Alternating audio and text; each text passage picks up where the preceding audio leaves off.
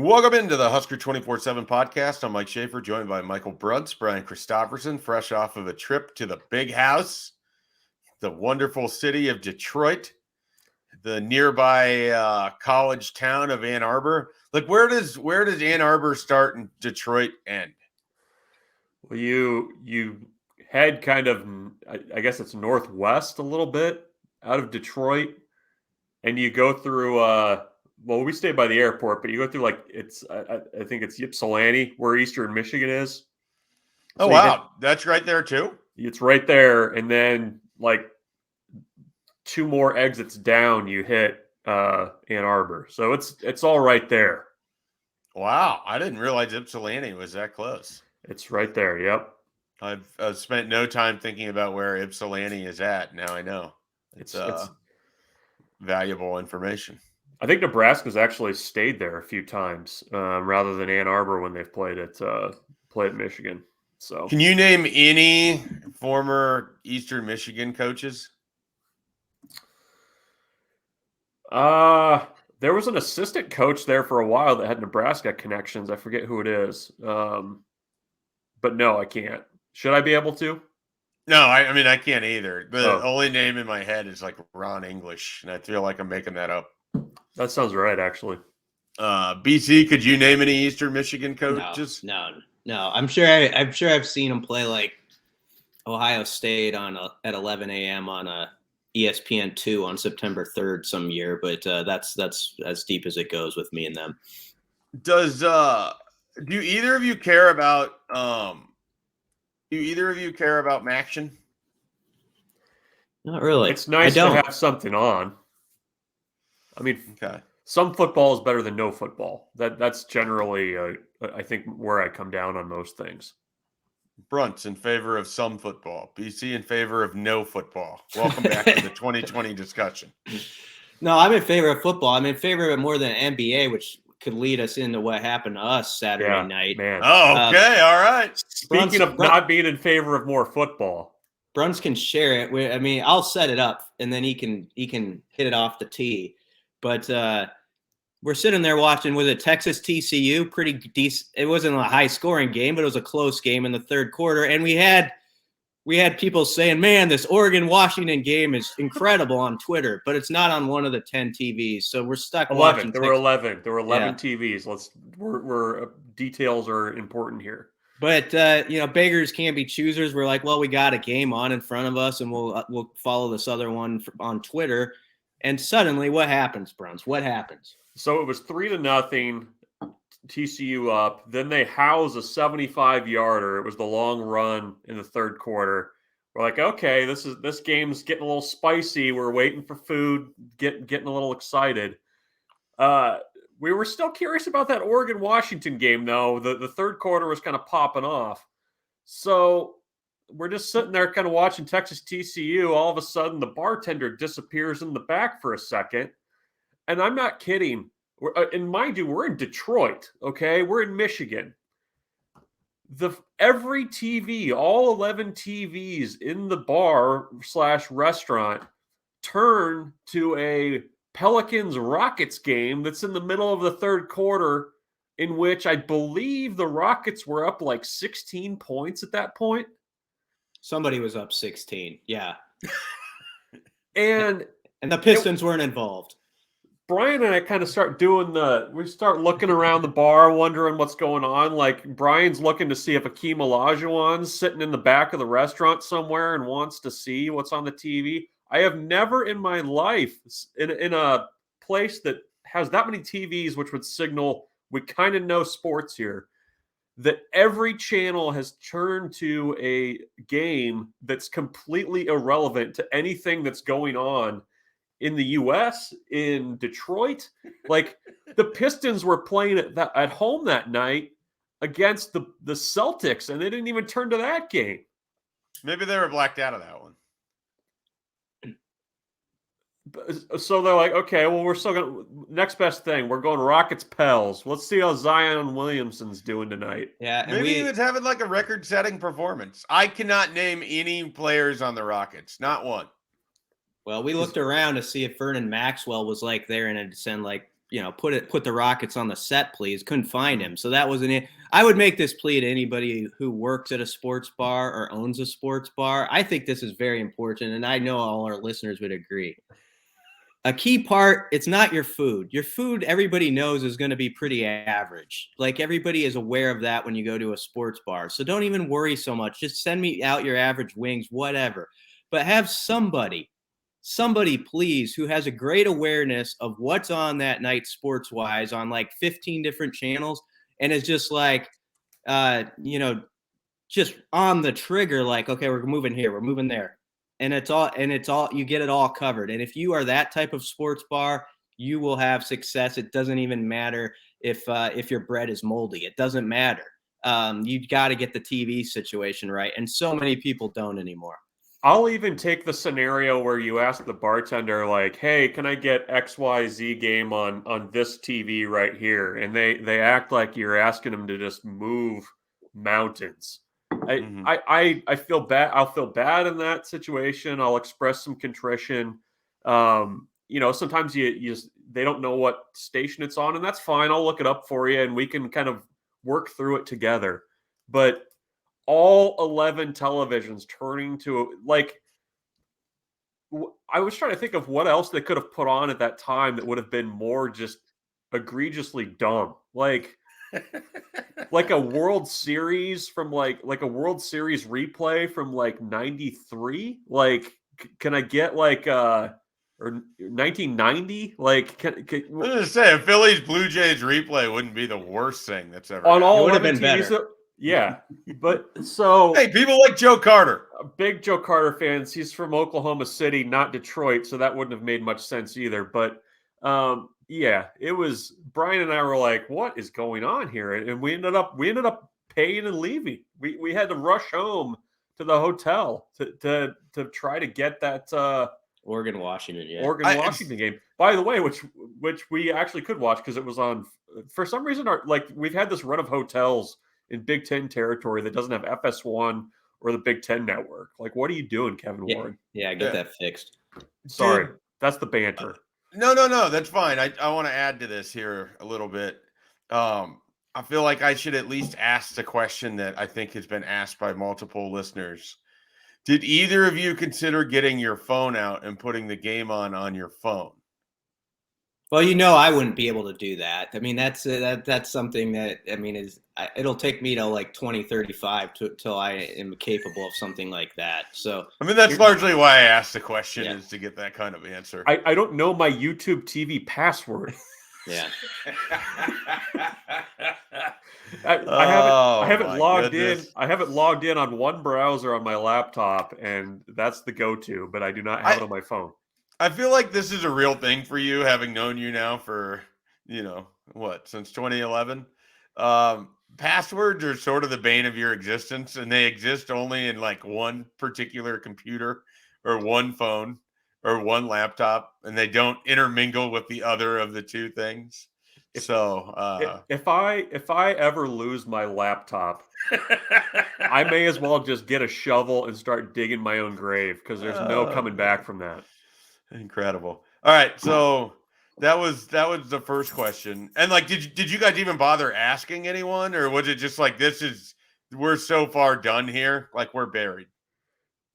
No, we didn't have the guts for it. Was it busy? Was there a lot of people there? Really. No, like that's what we were like. Who was wanting that game? And the bartender seemed pretty pleased with the change that he had made too. Like, yeah.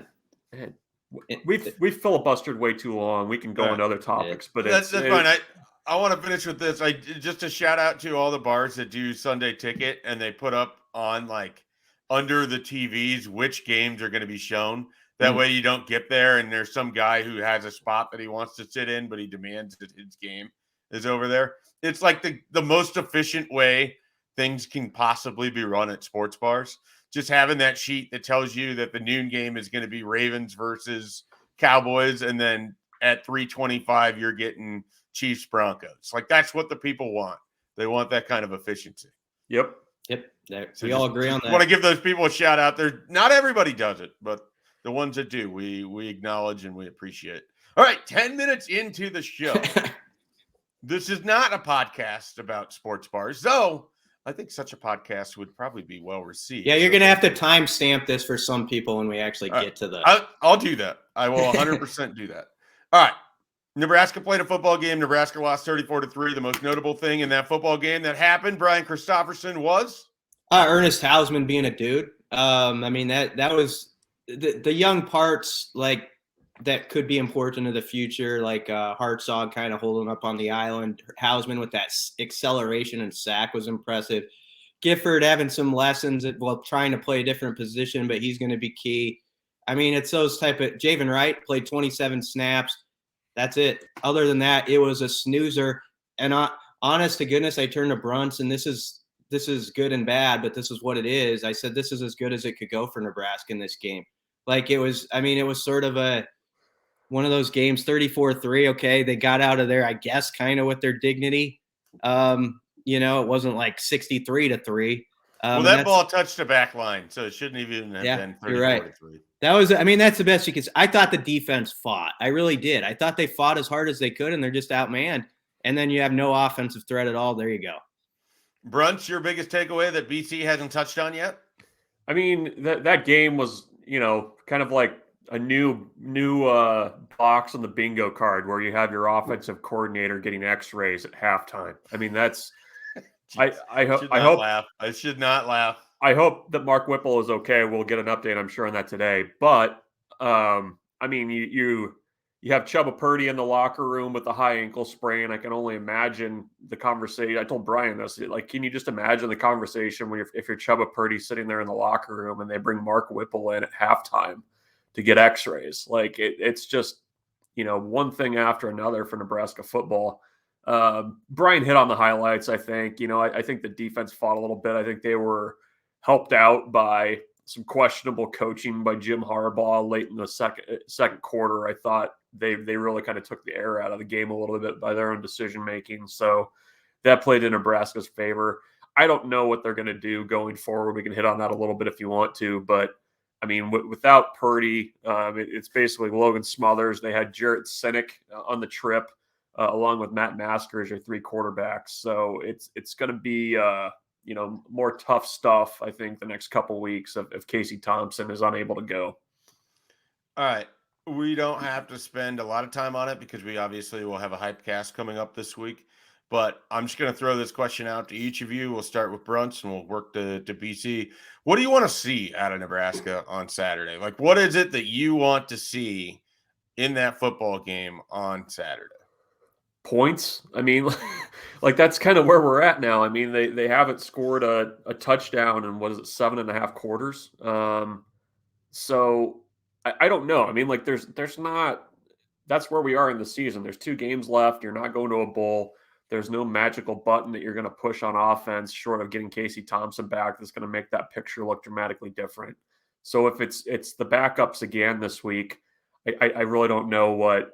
That there's anything I'm hoping to see unless it's some semblance of a run game or creativity around Logan Smothers at quarterback. Like I just, it's really dire to say that, but I just don't know what improvement or button is going to be pushed over the next 2 games that we have not already seen tried or, that Nebraska's done.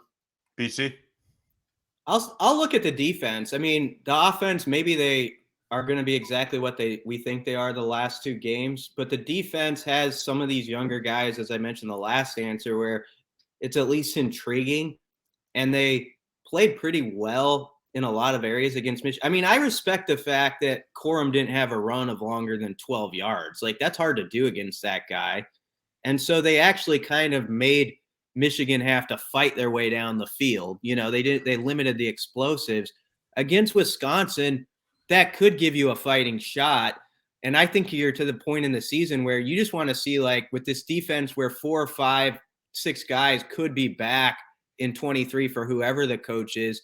If they play solid football, that at least gives you, okay, there's that maybe, like there's at least that's working for Nebraska going into the long off season.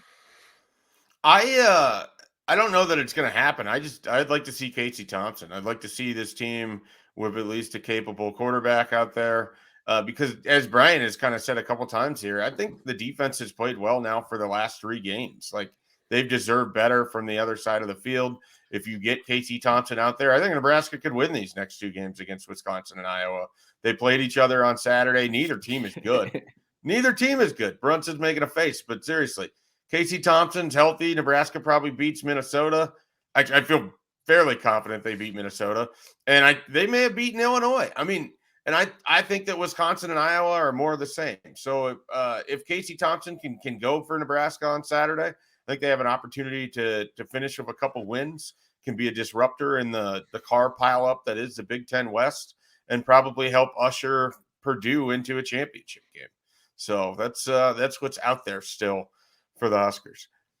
All right, for our podcast listeners, we're going to take a quick break. When we come back, we are going to dive into the coaching search. Things have either heated up or have stayed the same. It depends on who you talk to.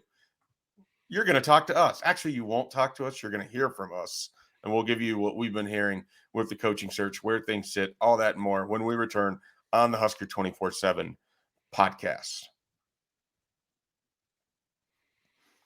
All right. I said we were going to dive into some coaching search talk, and we're going to do exactly that. The last couple of days have been rife with rumors, with conversation, with people spotted or not spotted here in Lincoln. All of the kind of stuff that you expect from a coaching search that has roughly taken us about 6 weeks to get to this point. BC, where have you focused your time these last couple of days as it feels like things have heated up with Nebraska's coaching search? Well, first off, I'm surprised it took this long to have a coach spotted in a grocery store or at least a parking lot. And what I didn't expect was it was going to be Super Saver. I believe that's where Matt Rhule was spotted. Oh, was it Matt Rhule? Because I feel like we've seen Deion Sanders and a handful of other people too. Well, anyway, that part I thought would actually come earlier in the process. I guess here's what I think. I think Trev's inner circle on this is like 2 or 3 people. I really do. And I think Trev has been sort of determined, and if not, he's succeeding at it, whether he is or isn't, at kind of I'm going to hold this till we get to the flag. Like, there's not going to be a bunch of leaks about this. That's not the way this coaching search is going to play. And so I don't think there's been a lot of information that's come out of there. I think, with us, it sort of has been some outside conversations. And I do think there's been some legitimate interest in Matt Rhule. And I don't know if that's gone both ways or not. I don't think as of Monday that anything was locked down. I don't believe that. I think they might be very close on a few guys and know who their short list of 3 or so is, but I don't think anything was locked down. And at this point, and this could be wrong, and if it's wrong, so be it. Everybody's is wrong on these things at some point, but I suspect it's going to be you would have put your betting money on at the beginning, that this is going to be a Saturday or Sunday after the Iowa game announcement, even if that decision gets locked up, like within the next week or so. But I don't think it's in the bank yet. I don't. That's my take on it. And other than that, it's hard to say. I mean, who beyond? I think Rhule's a possibility. And after that, maybe a Mark Stoops is in there, but I don't know for sure. There's a lot of guesswork, I think, still at play. Bruntz, how do you feel about the timing of all of this? Because that's the part that I have been sort of most curious. If you're Trev Alberts and you're close with Mickey Joseph and you want to give Mickey Joseph an opportunity to, present his case for this job, but you also have to have a coach pretty well lined up right after Black Friday, whether it's Mickey Joseph or not. How do you feel like the timing of this is sort of played out? I mean, do you think we're kind of past the point where an announcement could come before the end of the season, or do you still think something could happen over the next week or so? Yeah, my impression has been that, from what Trev has said, and I don't know, he doesn't strike me as the guy that's going to completely deviate from something like this, but the time frame has seemed to be, or at least for a formal announcement, has been after the season. I mean, I can certainly understand the case to be made that, you need with the portal opening on the 5th and kind of needing to get recruiting rolling. I could see where you could make the case that, okay, once you get your guy, announce him and let him get moving. At the same time, I just have always kind of thought through this process that it has seemed like Trev is going to let things play out, is going to respect the current team, respect Mickey, and, be methodical about it. And I think that's kind of, where things are at, or my continued take on things. Could be wrong about that, but I just think that's kind of the way that Trev has operated and will operate. I don't think that he's personality-wise going to just get nervous and all of a sudden announce something just to announce it. I think he's got a pretty methodical plan to all of this. BC, let's say that it is Matt Rhule. What would that kind of hire signify to you about what Trev Alberts has kind of done here? If it is Matt Rhule, I would be impressed with the hire. I don't know that everybody would be. I think there's some people who would quickly go to, well, it didn't work out at his last stop. I kind of differentiate between some guys are meant for the college game, some are not meant as much for the NFL game. And maybe that was the experience Matt Rhule had to have in Carolina to show college is my game. I know he's bounced around a little bit, but if you look at his job history, all of his job changes have been natural job elevations that anybody would make in those circumstances, going to Temple and then, okay, you move to that Baylor job. And then you want your shot at the NFL. He's at a point in his life. He's a great age wise, cause he has a lot of head coaching experience, yet he's only in his late 40s. So that's kind of perfect in that way. And I feel like he's got interesting recruiting concepts. I know 247 Sports ran a story about him in Baylor when he was at Baylor and just how he analyzes prospects and stuff like that. And it was very detailed and well thought out and sort of a little off on his own path on how he puts together a roster. So I think there's a lot of intrigue that would come with that hire. And it would also show they would have to, it's a big time hire as far as if that's the guy, as far as the college football world is concerned. I know Trev at the beginning said, I don't have to have the splash hire. And I don't think that's what he set out to do, but I think you guys would agree. Sometimes in our little bubble, people have a different reaction than people on the outside. I think most people, if they saw that Nebraska landed Matt Rhule, would be like, holy heck, wow. I really think that would be the general reaction around a lot of college football observers in the country. You'd get a few naysayers, but that goes with any hire. Yeah, I know for my own experience of when I've made some phone calls and trying to check on Matt Rhule specifically, when I mentioned him in Nebraska, there's been somewhat of a surprise that's where he would end up. So that would be sort of interesting to see what that reaction would be. Bruntz, is the door closing on Mickey Joseph, or is that still a potential possibility in your mind? Yeah, I mean, I think the kind of the Mickey Express that seemed to be rolling down the tracks after the wins against Rutgers and Indiana, I think that's kind of calmed a little bit. That's my sense. I think from talking to people and the fans. I mean, that was the thing was, at the start of this, Mickey's a fiery guy. He had guys playing hard. And I think there was at least a segment of the fan base that was kind of saying, okay, let's give this guy a shot. I mean, he was kind of the energy boost that I think the program needed. He obviously recruits well. I don't know that that's kind of continued, I guess, with the way that Nebraska's kind of lost the last few games. And it's kind of looked similar to the way things were before Mickey took over as interim head coach, with the close losses and, not being able to kind of find answers. And I think the thing that's important to note, though, is, this is not the staff that Mickey would choose. This is not the offense that Mickey would run. You have your starting quarterback that, as we've seen, was quite a bit of ways ahead of his backups in terms of what he brings to the table. He's hurt. I mean, that's something you kind of have to go through and deal with. But I just don't. I don't know if that's necessarily where the search is headed at this point, or at least that's my read on it. So one of the things that's always sort of interesting is when you have all these kinds of rumors that have now popped up, and we've heard everything from Deion Sanders to Matt Rhule to retaining Mickey Joseph to the couple people, particularly on our message board, keeping Urban Meyer's name alive single-handedly. Is there like a surprise candidate that you could think of where you'd be like, oh, well, not only is that interesting, but I definitely didn't see that coming? Like, are we too far down the tracks where that could still be a thing?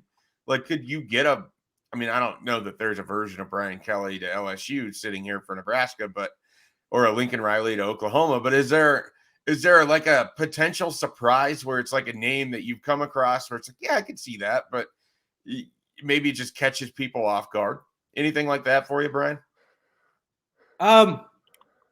I think it's still actually possible, because I think a lot of people don't actually know what Trev's like final three looks like. Like, I mean, I think there's been some maybe through agents or whatever, some piecing together of maybe who one or two of those guys are, but there could be another one. I know when like Jeff Monken's name popped up on like the Football Scoop report, that's probably a name that like surprises some people, like that he would be in consideration. I know he's well thought of in the coaching community.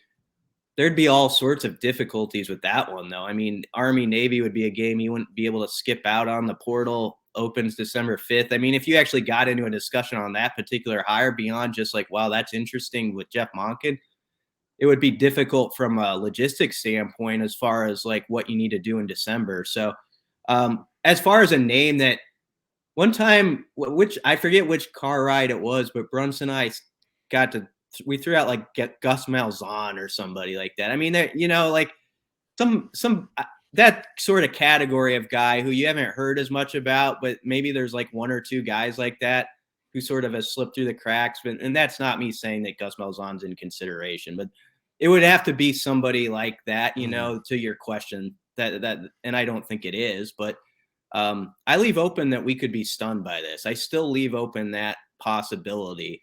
We were stunned by Mike Riley, and Trev has kept this one very close to the vest. And so I think there's a couple guys we know could be considered, but I also think there might be one surprise still on the short list. I do think they've you, Bruntz. Oh, sorry. Go ahead, Bruntz. No, that's fine. Yeah, I'm curious. Do you guys think that if it's the firing a coach so early in the season, I mean, it's still a relatively new thing in college football.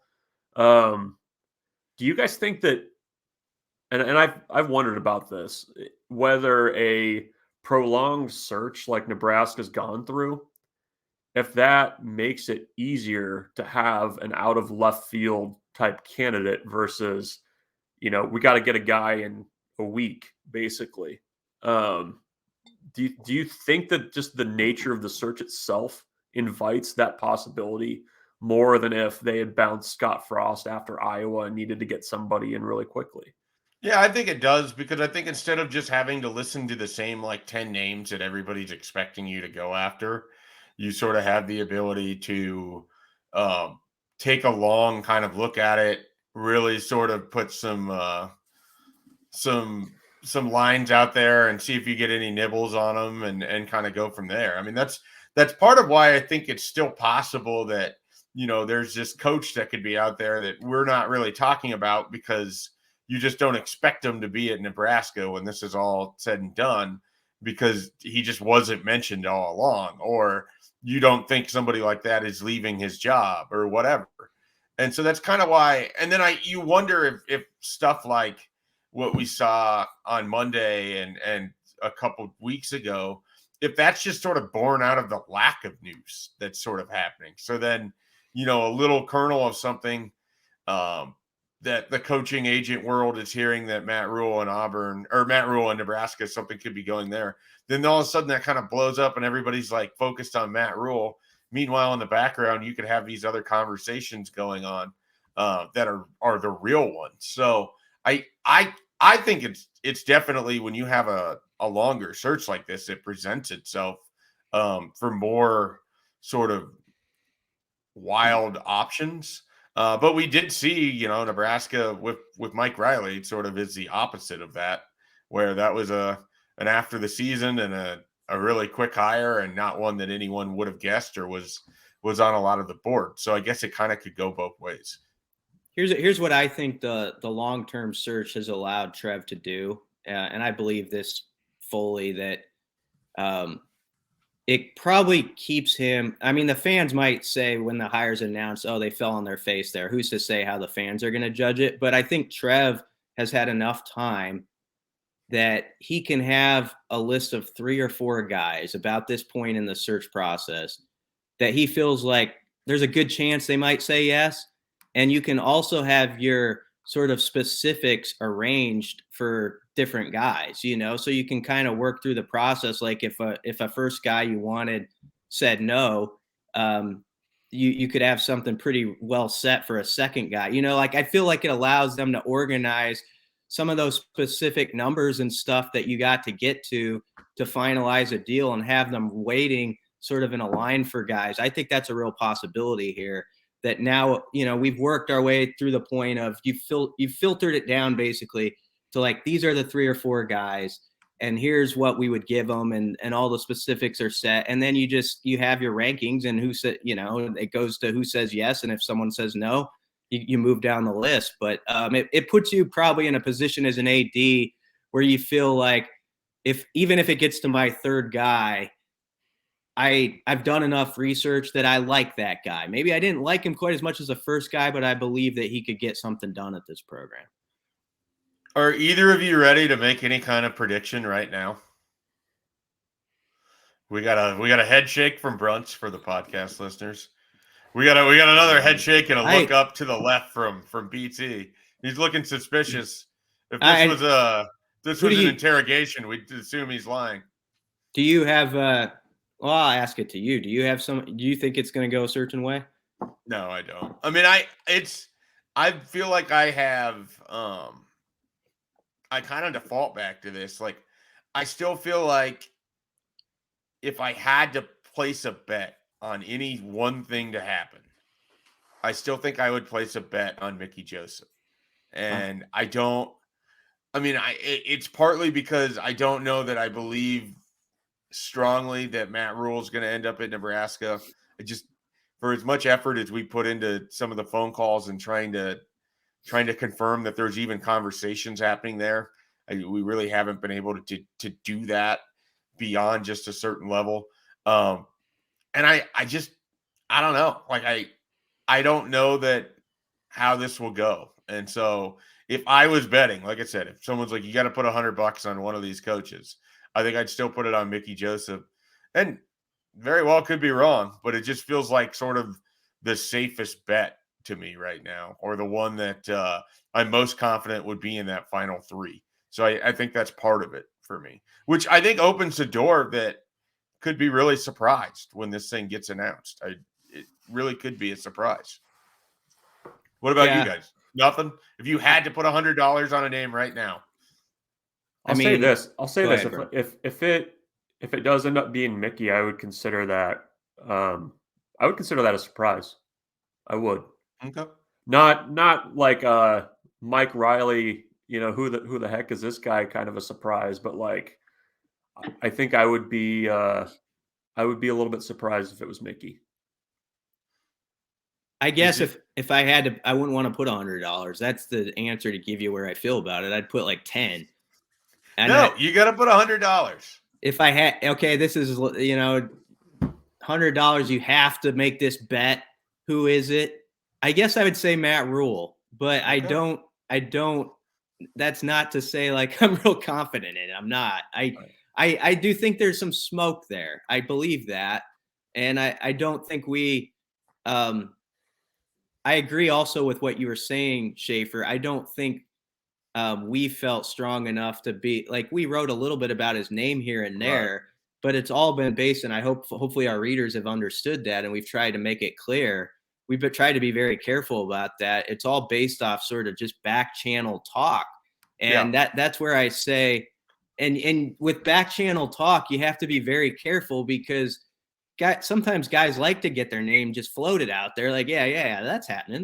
They definitely want Matt Rhule. Somebody wants to say that, and that gets passed down the telephone, conversation. And before you know it, it's a big story somewhere. And maybe it's just a leverage tactic. You never know. So all that stuff, I think Trev has succeeded wildly in not letting it get too wild out of what's coming out of those inside those doors. Like he's excelled at that up to this point. And I have a feeling he might be able to carry it to the end till the press release comes out, but we will see. Bruntz, you still haven't placed your $100 bet that I'm forcing you to make. Yeah, I'm not. I don't know. Like no one knows. You have to pick one guy. Who is it? One guy you think is like you got to bet your next. Look, maybe you want to play the odds. Maybe you're going to get weird. Maybe you're honking for monking. I don't know that I'm honking for monking, but the fact that he continues to be in the conversation leads me to believe, and the fact that he's like the complete polar opposite of what you saw during the Frost era leads me to believe that he's at least in that conversation a bit, which that I don't think that would win the press conference. I don't know. I mean, if you're gun to my head, I mean, I guess Rhule, but I wouldn't. I don't have any kind of level of confidence that that would be your guy. Yeah. Okay. What do you guys think about Stoops? I got in trouble on the message board because I think he would be fine coach. I think he would. Everything about what he's built over at Kentucky feels like it's basically just like Iowa to the east. Like they have a pretty good defense. They have an absolutely atrocious offense every year, except when they had Wan'Dale Robinson. They have benefited more than probably any other SEC team on their crossover games and lack thereof in the West. Every year, two of their wins are the bowl game and Louisville. And then they beat three bad MAC teams or an FCS team or whatever. Like they just don't beat good teams. They're probably one of the more overrated programs in the sense that like they get a lot of commendation for winning 8 games and none of those 8 wins are against a winning team or against anybody of any substance. I don't know. I think Mark Stoops is fine. I think he could do a nice job. I wouldn't be particularly thrilled about it. It would be better than Jeff Monken. It'd be better than Gary Patterson. Beyond that, like I think I'd rather have Dave Doran. I think I'd rather have Lance Leipold or Chris Kleiman or guys like that. Stoops just, I don't know. It just doesn't. And then the other thing is he's in that job, and it's kind of remarkable because he started 2-10, 5-7, 5-7. That can't happen wherever he goes after this. Like college football has changed so much that probably not going to get 3 years at 17 wins. I know Frost did, but so I'm probably the low guy in this group on Stoops. I don't know. I get kind of what you're saying. I think on one of our travel sessions, Bruntz and I were talking about, I kind of brought him up to get to this discussion. There is sometimes that group of coaches who has had success somewhere where they've got it sort of that 8 or 9 win total, and it could be tough to really get beyond that for where they're at. And some very savvy coaches, I always say it, describe it as staying ahead of the posse, where you're like, you kind of know, like I've maxed out at this place in this conference, and now it's time to like go somewhere else where you get that 5 or 6 year deal, and you start it over again. That happens a lot in this profession. And I think of guys like that, where some people would say, well, they wouldn't be interested. He's doing that and that. Well, they might be, because it's like the Dan McCarney factor at Iowa State back in the day. He built them up and with Seneca Wallace, they had a nice little run. And then he couldn't exceed the the bar that he had sort of set that no one had. Yeah. And so that can be difficult, and some very wise coaches get that. We could name them. You could go through and think of guys like that. And so they make that move before, when people don't think they're going to make it, because they're a year ahead on. Like Matt Campbell's maybe an example of a guy who waited 1 year too long to make that move. Well, you want the example. You want the ultimate example. You want a guy who probably would take the Nebraska job if it was offered. Pat Fitzgerald. He's exactly what you're talking about, BC. Like, I don't think the future looks great for him with Northwestern right now. Like, I mean, just back-to-back horrendous years. I mean, they're going to go 1-11. There's your surprise name, right? Or how do we think that's going to be received? I think people would kind of get behind it. I don't know. Am I wrong? I think Fitzgerald Bruntz is making a face. Doesn't he got sort of like a lot of built up, like sort of capital with the Husker fan base? Yeah, he says, I mean, for all the coaches that talk well about Lincoln, no one talks as nicely, I guess, as Pat Fitzgerald about this program and this place. But I don't know if that's going to make anybody feel warm and fuzzy if he's coming off a 1-11 season. The thing I love about this time of year is, like, someone will hear that clip and they'll be like, Husker247 guys are talking about Fitzgerald. Like one little line like takes off somewhere. He's very, I think, in the minds of Nebraska fans, very similar to PJ Fleck, where it elicits a big eye roll. Like, I think that's where it would be. And I mean, I think that he would align quite a bit with what Trev Alberts would be looking for, but the last couple of years up there have not been good at all. So here's my, like, not really off the wall, but like my surprise name that if I had to put $10 on, just way out there on odds, because I don't think he can win at a high enough level, and they've committed to him a little bit, and he might be trying to stay ahead of the game. Sam Pittman, I think, fits a lot of what Nebraska needs. I wouldn't be shocked if he, looks at his situation at Arkansas and basically sees Ole Miss and Alabama and LSU and whoever's going to be in the Texas A&M chair and Auburn and everything else. Like, would it shock me if Sam Pittman was like, they got money, they'll pay for it, they want trench play, and he knows the Big Ten a little bit? Like, I wouldn't be that surprised. Like, I'd be surprised, but you'd be able to make sense out of it as to why he'd leave a sitting Power 5 job that's probably viewed better right now than Nebraska to go to Nebraska. So Sam Pittman's my, like, off the wall, why the hell not? Yeah. I mean, you just got to outbid the Waltons. I mean, that wouldn't be a bad hire by any means in my estimation, but don't know if they could pull it off. But yeah, that's an interesting name. I mean, the fact that we're still, like, kind of talking about surprises, though, goes to how hidden the search has been, and that's a good thing for Trev Alberts. Probably he hasn't had it play out like publicly at this point, like, oh, Nebraska extended an offer to this guy and got shot down, sort of thing. Like, there's been none of that, and maybe the long-term process helps with that too. It helps you avoiding that headline. We'll see. I mean, we're getting a crunch time where some of that stuff can pop up now, but that could be a factor where you don't see that, like, oh, Nebraska swung and missed at these three guys thing. We'll see, though. All right, are you guys ready to have this same exact conversation next Tuesday? Yeah. All right. Well, we'll have a different conversation on Thursday when we bring back the Husker Hypecast. I know there's at least one person who wanted the Hypecast to end, and we promise you it will not end. We are going to get you as hyped as humanly possible. Yeah, once we started this thing, we have to see it through its conclusion. We, at some point, are going to get you hyped for a bowl game. It will happen. At some other point, we might even get you hyped for a division title.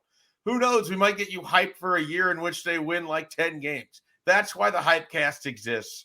We're going to power through, and we'll be back on Thursday for another Hypecast to get you fired up for the interim coach battle between Mickey Joseph and Jim Leonard with Wisconsin For Michael Bruntz, for Brian Christopherson, I'm Mike Schaefer. Be sure to check out Husker247.com.